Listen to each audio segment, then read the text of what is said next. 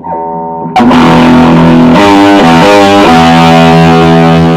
Hogsty presents It's Just Business with Steve Thomas and Rich Rogers. And now, here's your host, Chris Larry.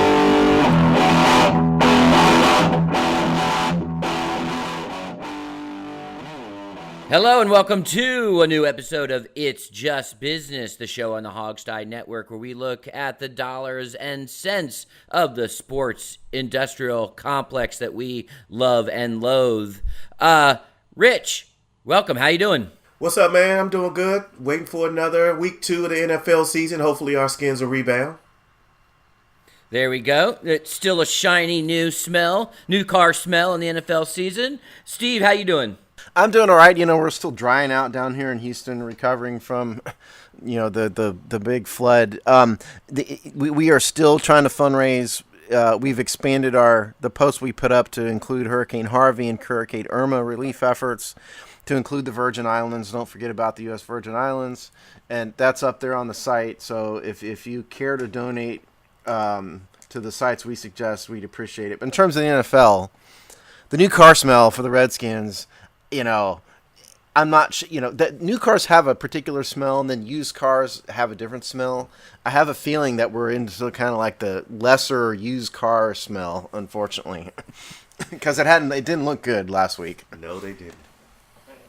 Well, but it is still young, so we will see it. I'm sure you're covering that in depth from all angles on the Hogsty, which was very entertaining this week as you gnashed your teeth and you looked forward. So we'll jump into our first topic here. And Rich, I'm going to put you on the quick spot. You want to give us a quick introduction to this topic? So Jemele Hill has been in the news lately. She's a co-host of a very popular show on ESPN. And she had some very interesting tweets where she essentially called President Donald Trump a white supremacist, which caused an uproar not only at the White House, but at ESPN and among fans. And it's an interesting topic because there are many people that are calling for her to be fired and removed from the air. And a lot of people are citing examples in the past where Britt McHenry made some very controversial remarks to a parking attendant, and she was suspended. So there are people that are looking for her to be ousted, and I think that the one thing is to note is that ESPN has been they have a very clear written policy, and I actually had a chance to look at it, that employees are to refrain from making any political using their platform to make any political statements. But I think the gray area is that the tweet was not attached to ESPN at all. And so I think this is an opportunity to have some rich debate on where an employee of a company, where their duties and their views lie with that, and then when do they have an opportunity to express personal political statements. What do you think, guys? Yeah, well, first of all, Britt McHenry has repeatedly expressed politically conservative views. And she now claims that one of the reasons she was let go from ESPN in the mass shooting of a couple weeks ago, or couple months ago rather, when they fired 3,000 people. She claims she was caught up in that because of her politically conservative views. I disagree with what Jemele Hill said. We'll say that we're not a political show. We're not going to get into that. Personally, I disagree with that. I found it offensive. But the real point to me was that ESPN fired Curt Schilling for some extreme comments. What most people would have viewed extreme comments. He posted some comments and I think some photos on Facebook about the North Carolina bathroom bill, and he's always been kind of politically outspoken. ESPN canned him pretty quickly. They suspended Linda Cohen for even daring to suggest that ESPN was getting too political. And I don't know about Britt McHenry. I mean, she's new there.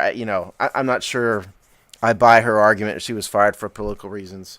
But I think ESPN is highly hypocritical for coming down on Curt Schilling for extreme views. And then it seemed like Jemele Hill got nothing for her extreme views. So that's the fundamental problem with me. And then the bigger issue is I'm just sick and tired of hearing politics on ESPN. I'm sick and tired of it. I go to ESPN for sports, and I can't turn on ESPN radio or watch ESPN without getting bombarded with discussions about players' political views. It just bugs me, and it makes me want to watch ESPN less, and that's where I think they have a problem. Is that my opinion? Well, yeah, trying to formulate a cogent thought. It's tough on a number of levels. Quite frankly, it's hard not to get political, although I know we won't. In that this is highly subjective, so what we're really talking about is the spectrum of outrageousness one views the opinions shared. So, and that's highly subjective.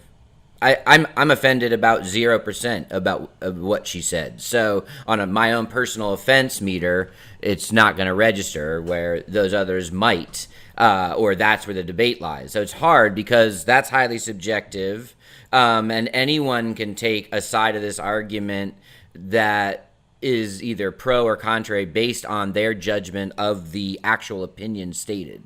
So it is actually pretty hard to separate out those pieces. I'll say, Steve, I might be one step ahead of you. I don't watch anything on ESPN unless it's a live sporting event. So, which I think is wrapped up in part of, I have a similar view that it's not really where I go for that kind of discourse. And no matter what side of the fence you're on, I find the discourse so stupid and benign that I'm almost just annoyed that I have to put up with that level of commentary that I don't want to go to it. And so I'm already there in terms of I watch ESPN when they have a sporting event that is kicking off at a time that I want to watch live already, which is probably one of the underlying problems driving all of this.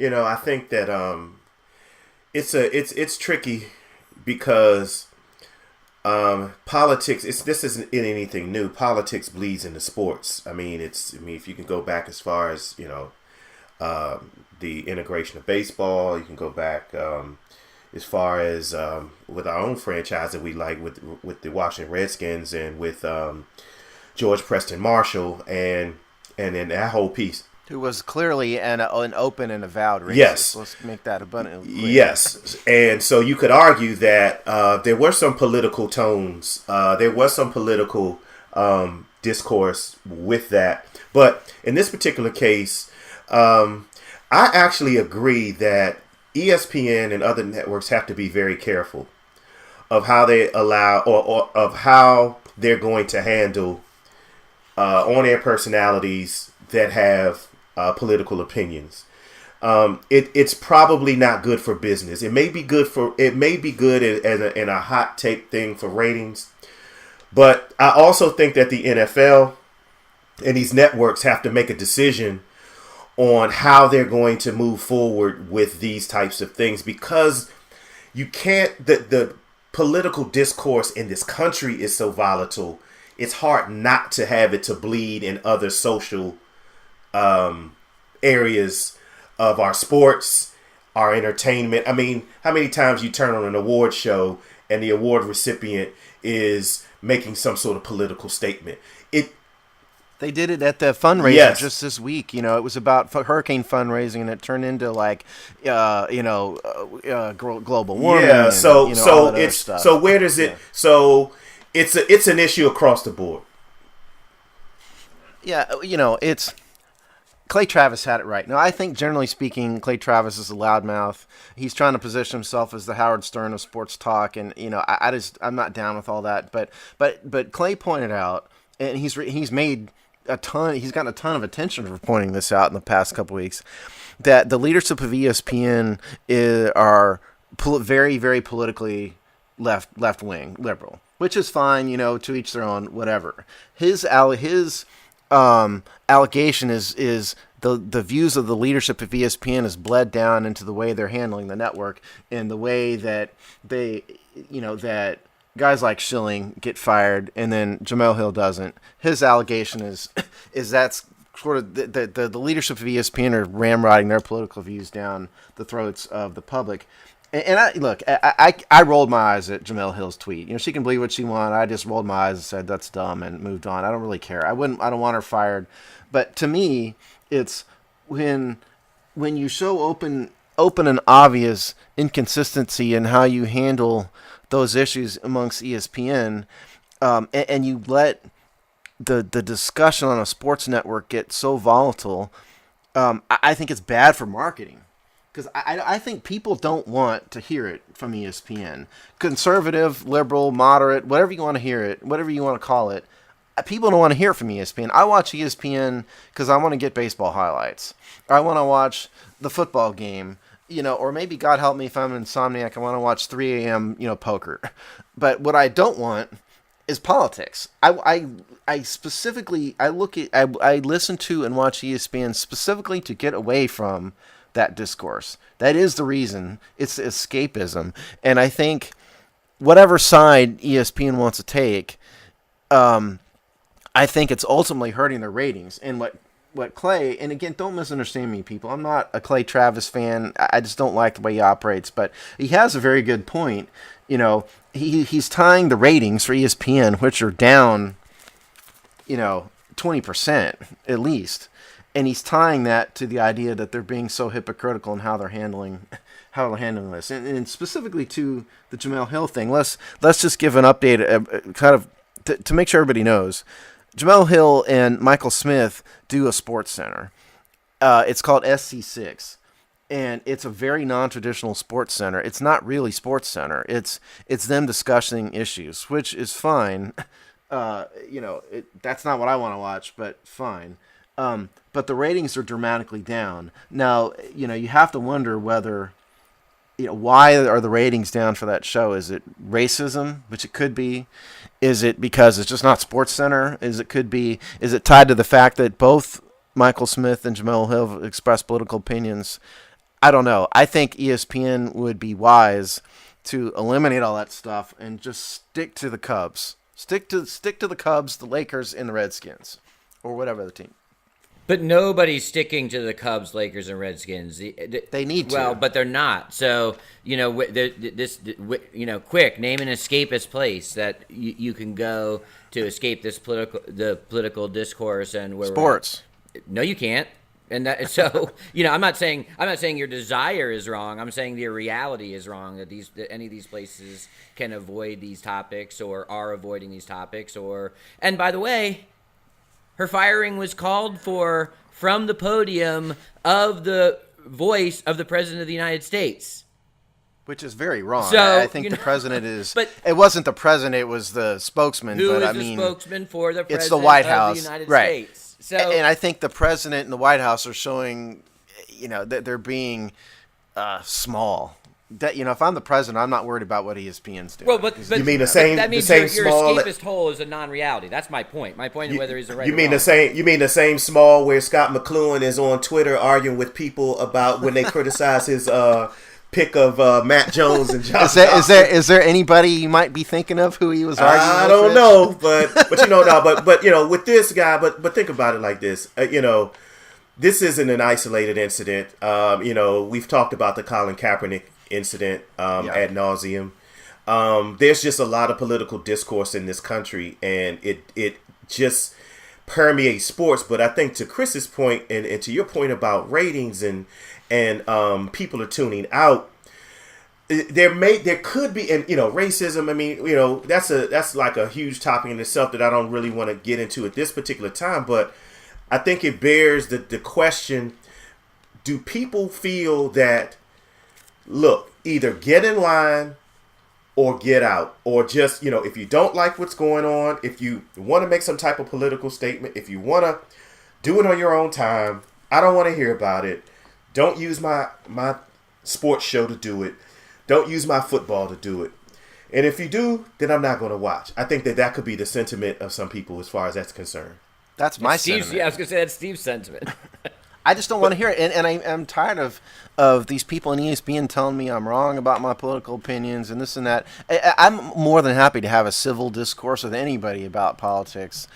I enjoy that kind of thing, but I really don't want to get beat over the head with it by a bunch of athletes or a bunch of sports talk show host. I really, truly go to ESPN Sports Center to watch the Cubs highlights, or my Dodgers. I watch my Dodgers highlights. I just don't want to hear it from any of them. Let me ask you guys a question. I don't know if you remember. I think it was the NFC Championship game last season where Barack Obama was posted on the Jumbotron. He said he made some type of statement and was loudly booed. I don't remember that, but yeah, no, it was at the NFC Championship game, and he got on the Jumbotron and said something in relationship to sports or something, and he was very loudly booed, and I was thinking about that, and the reason why it's a little relevant is, one, I don't really know if the president of the United States, unless there's some type of disaster or whatever, I don't know if the president of the United States should be on a Jumbotron at a football game. And then second, people express their political views then. I mean, so again, it's hard to separate. It's just sometimes very hard to separate. I think, like I said, I don't remember that at all for some reason. But I think it's one thing for a crowd. Number one, I think it's tacky for any crowd to boo any president. Okay, I just would never do that. Mm-hmm. I didn't vote for Barack Obama either time. I didn't like him. I would never boo him. I just think you support the president, but I think there's a huge difference between a crowd booing a video of the president and ESPN pushing a political agenda onto its listeners or allowing an agenda to be pushed onto its listeners. To me, that's a separate thing. Like you, I'm not sure that – I don't remember what he said, but I don't know why the president would want to be on a Jumbotron at any football game. Well, maybe he had something good to say, but I think it's tacky for the crowd to boo him, but – I have less of a problem with that than the network pushing it. Well, and Barack Obama's a huge sports fan, by the way, so it doesn't surprise me too much. Yeah, I got a couple of things. I'm going to end with Curt Schilling. So, one, wasn't, I'm old enough to remember when, # that, presidents actually engaged in culture in nonpartisan ways, i.e., that before quarterbacks that won the Super Bowl went to Disney World, them or usually the head coach awaited a call from the sitting president in the locker room to congratulate them. So, if you look back at our history and our history of culture, the connectivity between the executive branch and high moments in culture was regular and fairly not controversial. Now, something of that has changed over the last, let's call it 20 years. I have some theories, but maybe they're probably not relevant right here. But now we're every moment, when Barack Obama, legitimate basketball fan, filled out a March Madness bracket, sorry. He did it every year and the of his right presidency. freaked out in bullshit partnership every year about what's he doing, whining about this, why is he shouldn't be. So we could probably argue all sides have done this. And I'll give you the left is doing it up the wazoo with Trump. But we got to the point where anything like that has to have this counter narrative of BS. Something's going bad because I didn't have a problem with Barack Obama filling out a bracket. But the conservative media every year, why is he not paying attention to the real issues? Because he went on ESPN and filed a bracket. Go chart it. It was 8 straight years. So we've politicized we've already politicized even the branch. Now. You want to go to, and when you're right about the phone calls, because the first time I remember that happened is Ronald Reagan. I don't know if he was the first president. I think Nixon. That's the first one I remember. Nixon, and I think if it happened, I don't remember towards the end of Barack Obama's presidency if he was doing. I don't think he did that, and Trump hasn't done it yet during his short presidency. I don't think Bush did either. We'd have to look. There was definitely a moment. I don't recall the past couple of presidents doing it. And I think, honestly, today it would become a political football. It would be, oh, my God, is the coach going to accept the call of the president, or does he dislike him, and blah, blah. I don't blame the president for not doing it for that very reason. Right, but culturally that was acceptable. Something has happened where this has become so hyper-partisan. Half the country didn't like Ronald Reagan, and everybody appreciated the fact that Ronald Reagan was going to call a team. And that's just one example. There are many examples of presidents engaging in the cultural conversation. Right. So let me ask you this. So let me give this example. So Jemele Hill, bring it back, Rich. Sent out a tweet. Jemele Hill sent out a tweet. It was not linked to her. It did not have ESPN representation. So let's make that clear. And Steve, you're a lawyer, so Yeah. if they try to take any sort of disciplinary action, I'm sure they've probably looked at the legal wrangling. Well, or it's a any legal contract consequence. thing. Right. I mean, it's not, if a contract says you won't use your Twitter for political stuff, then, but we don't know what our contract says. But my point is this. I think that it's very difficult to separate sports from society. Now, I'm not saying that Jemele Hill was right here, but let me give this example. When you look at Hank Aaron's quest for to become the home run king, Yeah. very racially tinged Yes. time. So are you not to address that in the media because it was so relevant? Is there a place if it's relevant, not just your political views or your venting, but if it's relevant and it's applicable, can you address it or should you address it? Now, Hank Aaron's before my time, but you know the story. yeah, no, I do, and Hank Aaron didn't just get heckled. Hank Aaron got death threats. He got awful racial stuff thrown at him. Just the worst, stuff that none of us would even want to say, hurled at him. Just the really, really an awful thing, inhuman things. I think that's completely different than Jemele. And I just, while you were talking, I pulled up her Twitter account on my phone, it's sitting next to me, and I'll just read what her Twitter account says in her intro. It's her Twitter's at Jemele Hill, so no reference to anything. Her little description says, co-host of the 6 p.m. Sports Center, a.k.a. The Six, born and raised in Detroit, grew up at Michigan State, fourth worst Twitter account on ESPN, and then she's got a link to her at ESPN, an internet link. And so her Twitter account does reference ESPN.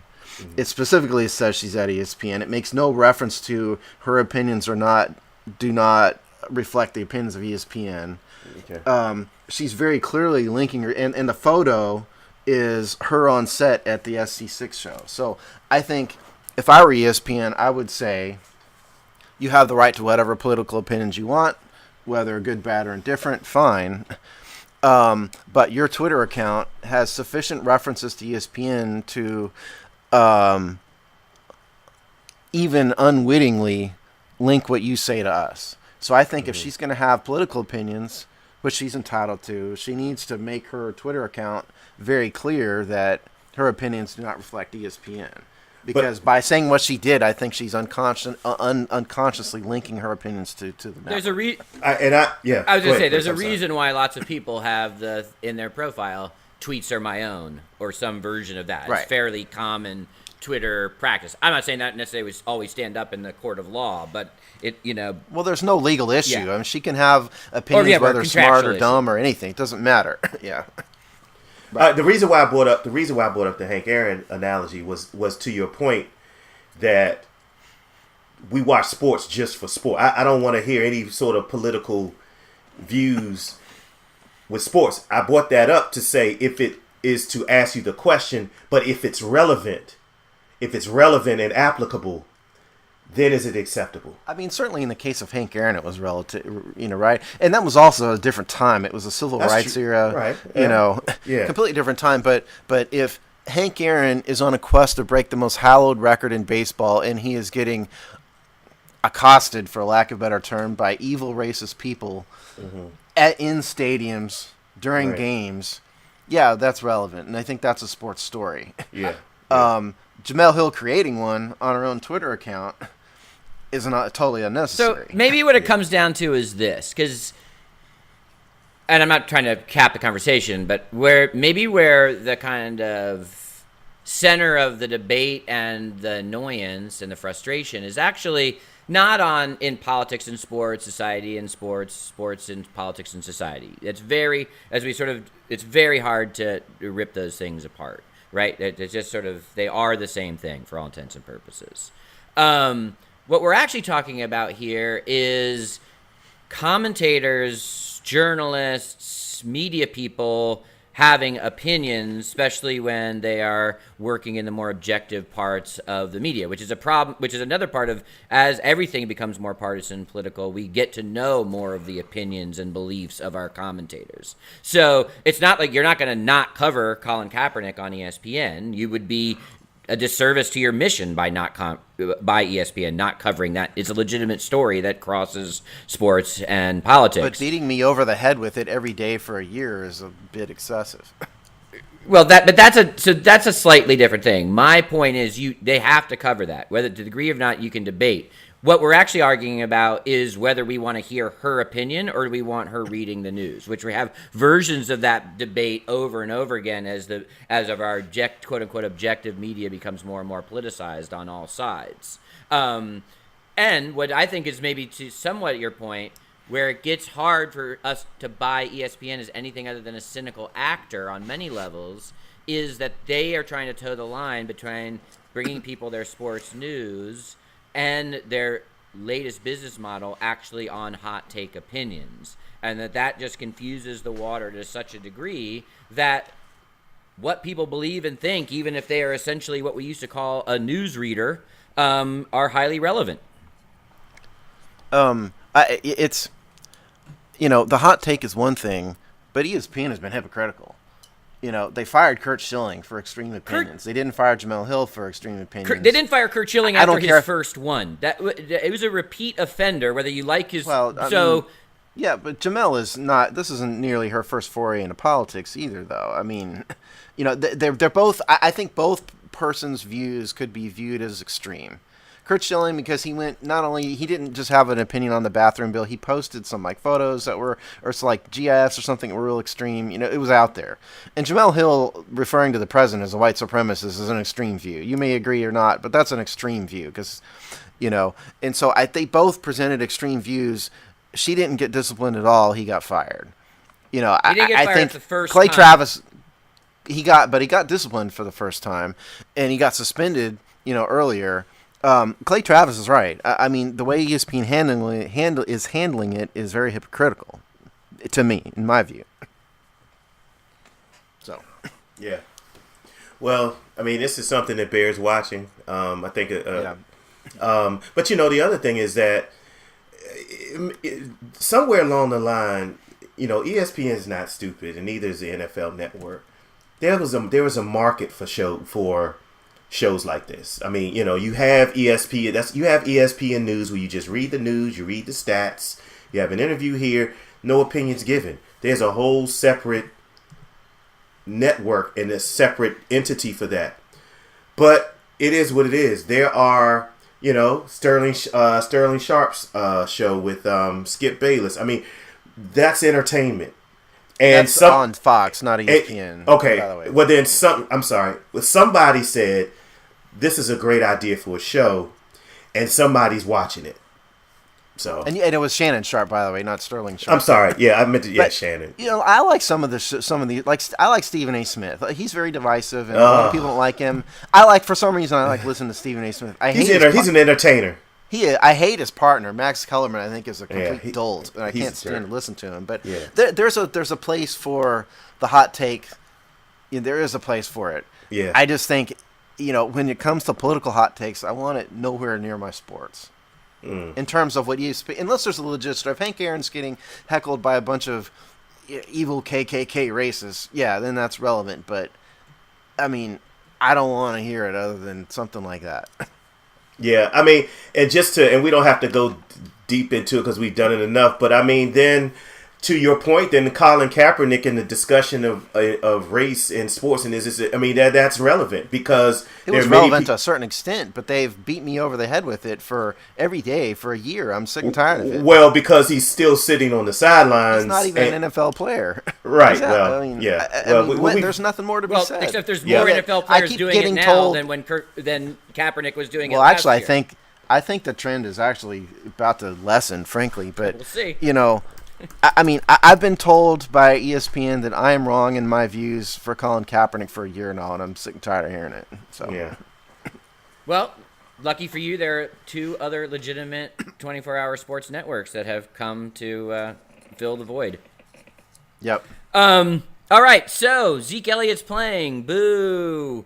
Like I said, the last time we talked about this is one area where I let my white hat sports passion dominate rational thought. So I don't care if it was right, wrong, or in between. I'm just mad that he is playing probably for the Cowboys all season long, and we get to drag this annoying controversy into the summer and then probably to the start of next football season. So Zeke is back. The Zeke is back. Zeke is back. Yeah, I just want to give a real quick update because last show I told you guys that the TRO filed by the Players Association would probably get granted. A bunch of the genius legal analysts in ESPN told you the legal standard was too high. You guys should listen to me because I told you it'd get granted. It was granted. So Zeke plays until the litigation gets resolved. The update here is that the NFL recently filed an emergency motion with the Court of Appeals, which is the Fifth Circuit Court of Appeals, to ask the Court of Appeals to stay the court's order, meaning to put the suspension in place while the litigation is ongoing. I have not read the pleading. I intentionally haven't read the pleading. But I suspect that the Court of Appeals will probably deny the NFL's motion, because they tend to like to, courts tend to like to keep the status quo during business disputes. So I suspect that Zeke will play, and I suspect that at the end of the day, once all this is resolved, Zeke will serve his suspension. It will just be next season. So that's my take. Well, there have been Redskins fans hoping that he would not play, and I've made my views known on Twitter that I don't want any excuses when we beat him. I want him to play, but I wonder with this Zeke, and this is just a little branch in the direction that maybe we could explore, is what do all these cases, alleged domestic battery and violence against women, where does the NFL stand with women and women's groups? And I'd be very curious to get some information on that. That doesn't have any bearing on the legal process with this, and I get it, and I get what you're saying, but I'd just be curious to see. I have an answer for you, though. Okay, if you notice what the NFL is done, they are going out of their way to market to women. Out of their way. They dedicate an entire month to breast cancer awareness. Is it October? Yes. I can't remember. October. Okay. And they've got players wearing pink. Does anybody really think that the NFL cares that much about that particular charity? No, absolutely Of course not. No. Of course not. That's not to say they don't care, but they don't care enough to dedicate a month of their season to it. That is specifically to market to women, and it's specifically to counter the perception that the NFL players are a bunch of wife-beating bad guys. Mm-hmm. The Redskins have this WOW organization, which is Women of Washington. Yeah, my wife's a member. Yeah, does anybody think the Redskins care that much about that? They don't. This is to market to women. I don't know your wife, Rich. Mm-hmm. I don't know if she's a football fan or not. She is. Okay, well, then she might not be who they're marketing to. Right. They're trying to draw women who aren't football fans in. That's true. You're right. And they go out of their way. They put women on the sideline. They've gone out of their way to put women to be sideline reporters now. Mm-hmm. They're intentionally trying to market to women. And I think part of it is to counter their perception that they are a bunch of chauvinistic wife beaters, which is what a certain segment of the public believes of these guys. Yeah. Well, the NFL, and it's interesting. We talked with WOW. They're not marketing to women who are football fans because they have a lot of events, whether they have yoga or workout. You come work out at FedEx Field and come walk.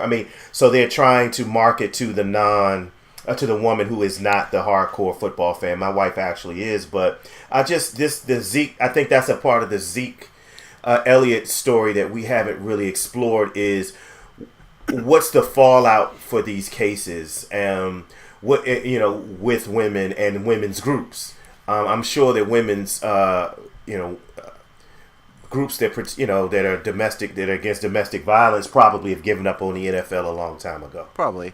Well, and the NFL has tried to counteract that also by establishing a tougher line on domestic violence. The baseline for domestic violence problems is a 6-game suspension now. Now, part of the Zeke Elliott thing, part of the controversy is that the Dallas Cowboy fan base is so huge, and they're all whining about it because they all want Zeke to play.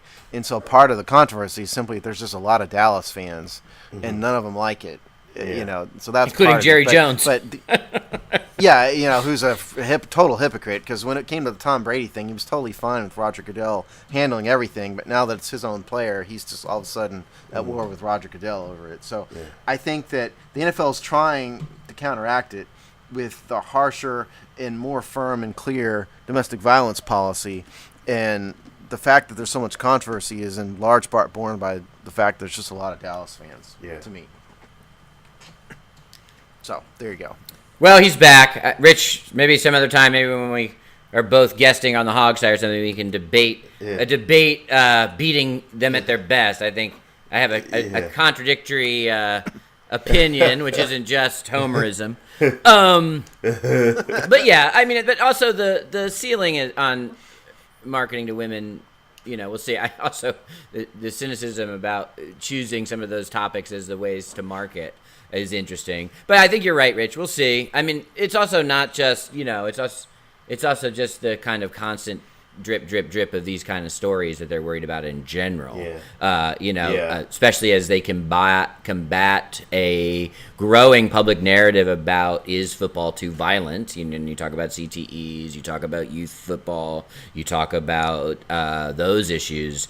You add in somewhat of a sidebar, but the constant violent crimes, it's not limited to, but seems to be often domestic abuse. And all of that plays into a thing they need to do a bunch of marketing against, which is around, combating the narrative is football too violent, which is what happens off the field plays into that.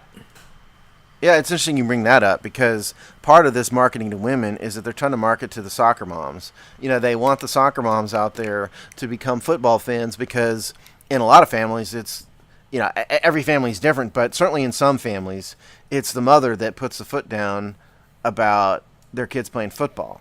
Maybe some families it's the dad, but certainly some it's the mother, and the mother says, no, football's too violent. You got to go play another sport. There's no way my kid's going to do that. And so they want to draw some of these women in to make them football fans, so that when, their kid, their little boy or little girl wants to go play football, there'll be fans, which will lend them more. The idea is they'll be more apt to let them play. So I think there's some of that going on too.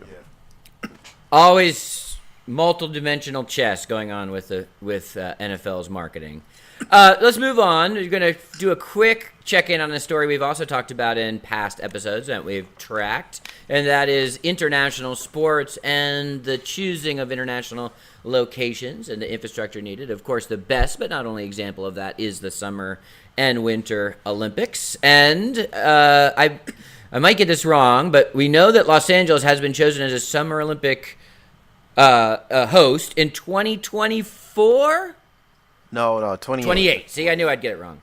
So in 2028, the world will be singing "I Love LA" and going to LA for the Summer Olympics. So a little bit of a victory lap for you, Steve, as you've been calling for that. Yeah. First of all, that Randy Newman song "I Love LA" will be like 50 years old by the time that the Olympics rolls around. So hopefully they'll have somebody else doing a theme song other than Randy Newman, who will probably be dead by that time.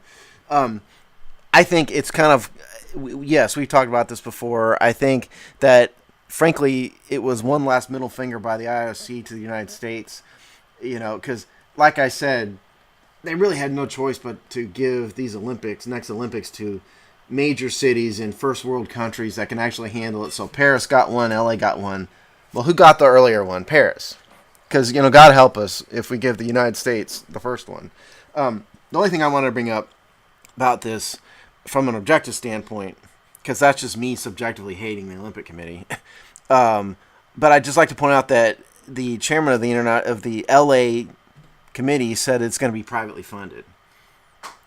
Meaning no government funds are going to be expended to prepare the city. So I think that's a good thing. That's interesting. It's very unlike every other Olympics. You know, the Brazilian government, the Russian government in Sochi, they were all involved. The idea here is they're going to get a bunch of billionaires and corporate sponsors to underwrite it all, which is certainly better for all of us taxpayers. Maybe. I mean, LA. Oh, go ahead, Rich. LA may have. I mean, they already have a lot of. I mean, it's not like they have to. They have already have a lot of the infrastructure. I mean, I'll be 58 years old by that time, so I mean, you know, I probably won't even watch the Olympics. Yeah, you know, I may go. I don't know, because I've never been to an Olympics, but that's very interesting that that no, you know, public funds will be used. And good reason to have another 4 years over 2024 then to put that together. And I am not going to play the how old will I be and where am I in my life cycle at that Olympics. Rest assured, I probably will be watching elongated coverage of sports I don't care or know about from an easy chair and half understanding and paying attention. Is probably my guess. Well, here's another, but there's another significance to the year 2028, and I bet you guys would never guess. It will be 1 year out of the Redskins' lease will be up at FedEx Field. It expires in 2027. Very true. So we'll have we'll celebrate. Not only will we celebrate the Olympics in LA, but we'll celebrate the new stadium with the moat. A brand new stadium with a moat somewhere out near Dulles Airport. No. My money's on. I'm telling you, the dark horse is the current site where it is now. But that's a whole nother topic. But did we address this on the show? I think we did. We talked about it. We need to hit this again. Yeah. If we need to maybe do a side bet on this. Yeah. At some point. Yeah. Team Raljon.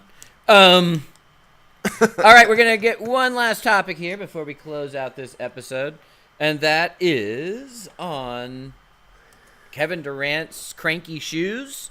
So apparently, I have not, and I'll be honest, I have not followed this story with much depth, but in a new Kevin Durant shoe, he calls out the people and critiques. He doesn't actually put people's names on there, right? It's just the kinds of critiques he's heard over the years are scrawled all over the shoe, like shoe graffiti. Yes.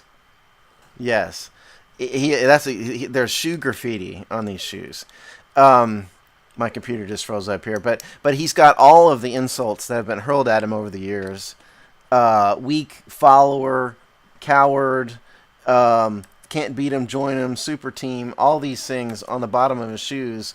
In the colorway on the shoes is blue, and then the insults are in black writing, and then in gold writing on top of it are all of his records. And this is the latest model. It just got released, I guess, this week. It's the KD10s. I just thought it was funny because I think it's KD whining more than it is anything. I just think it's absurd that he would, he seems to be a guy who cares about this stuff more than some other athletes. I thought it was completely absurd. But go ahead. Some of these guys are so sensitive. I mean, yeah. And I don't want to play with Jordan would never have. I mean, I don't want to play that game because it's really an unfair comparison. But these guys are so sensitive, and if you're making a shoe with that stuff, then obviously that criticism has affected you. Right. I like Kevin Durant as a player. I think what he did was, I won't use the other word, but it was a punk move. You cannot, and I've talked about this before, you just cannot go join the team that just beat you less than a year later and you had a horrible series. You just can't do it. That's just the unwritten rule in sports. Now, as far as the shoes are concerned, it's just indicative of, again, where we're kind of headed, and with this generation, always feeling the need to have to respond back, answer critics, and now from a business standpoint, it could be genius because I think we may have talked about this a while ago, where the NBA is getting set to have advertising on uniforms. Yeah. So maybe he's a little ahead of the game. I want to know how well these shoes sell compared to others, because the fact that he's put all this stuff and is very clearly infected by what people are saying about him, the fact that he's put it on a shoe makes me not want to buy a shoe. Maybe that's just me because I'm a contrarian. But I will be interested to see how this sells because of what he has put on the shoes. Well, one, they look and sound very ugly, so that's one thing. Number two, I'll stick up for my boy Durant because he's a Skins fan, so let's keep that front and center. He is a Skins fan. First of all, what I think is hysterical is that this guy was one of the nice guys in the NBA. So, like, I love that, like, all the criticism you heard. No, the criticism you've heard is basically what Rich vocalized, and you've heard that over the last 18 months. Everyone loved Kevin Durant before that. So, this idea that he's been, like, held back, or constantly, this is not Allen Iverson we're talking about. So... It is pretty weak of him to join the Warriors. No, I'm saying, but right. No, I couldn't agree. I'm saying, but he hasn't his career is not defined by being an outsider or an other or not well liked. We're talking about one very specific move that he got a ton of blowback on. So the woe is me thing, is kind of silly. It's not like this is a guy who's attracted criticism since his like late high school days and into college. This guy's been held up as one of the nice guys, one of the friends, one of the blah blah blah. Yeah. So it's one of the genuine nice guys in the NBA. So it kind of is a really dumb move on his own personal brand, and that own personal brand, I think, already has survived. He won the championship. He was the MVP. Like, the looking back and doing something that calls people out to that moment. Like, do your LeBron thing, go and take the laps, then take the I'm back move, all that. Like, people had moved on. They didn't even think like Rich anymore. That was old news. Yeah. And his brand as the nice guy is going to pay him more dollars over the lifespan of his career than being the wronged, I'm the magnet for haters. The narrative had already moved past that. It's the shoe is the KD10 whiner model. It's dumb on his brand. Yeah. But I also think, part of being a professional athlete is that athletes do use criticism for motivation. Michael Jordan made a commercial somewhat about people hating on him and things like that. But it wasn't a shoe. It wasn't a shoe. So I get the whole athletes use that underdog mentality to motivate them. But you don't have to let everybody know it on your shoes. Yeah, Kobe Bryant let every perceived slight motivate him, and that's fine, but he didn't put shoes out about it. Like you said, Jordan didn't put shoes out about it. Yeah. It just makes strange. Look, from a business, it's just business here at this show. From a business perspective, I'm curious to see if this shoe's going to sell. Well, in a call out, when he's basically whining in V. Yeah, but that's more the cultural zeitgeist than our opinions are, right? In terms of this is a call out culture, it's a tear down culture, it's a defense. So like. That kind of dialogue is actually more prevalent. I actually would have a guess. It probably doesn't hurt. I think it probably is about status quo. I don't think it jumps sales, but I don't think it has a marketable negative effect because that's the culture. We're weird, not, in terms of the culture, not the other way around. The cultural zeitgeist. I think we just found the name of the show. The KD10 whiner and the cultural zeitgeist of the KD10 whiner. Yeah. Yeah. Yeah. So maybe we've used too many big words. It means we have run the course of this episode's effectiveness for It's Just Business. Any parting shots? We'll end first with you, Steve. Parting shots? No. Let's go Skins. Let's hope they get their act together. By the time you listen to this, we will know the answer to that. We are recording right before the game on Sunday, so we're all on pins and needles. God help us all if we lose today. It's going to be awful in Redskins fan land. It is going to be. It's going to be it's going to get existential here quick if they lose in week 2.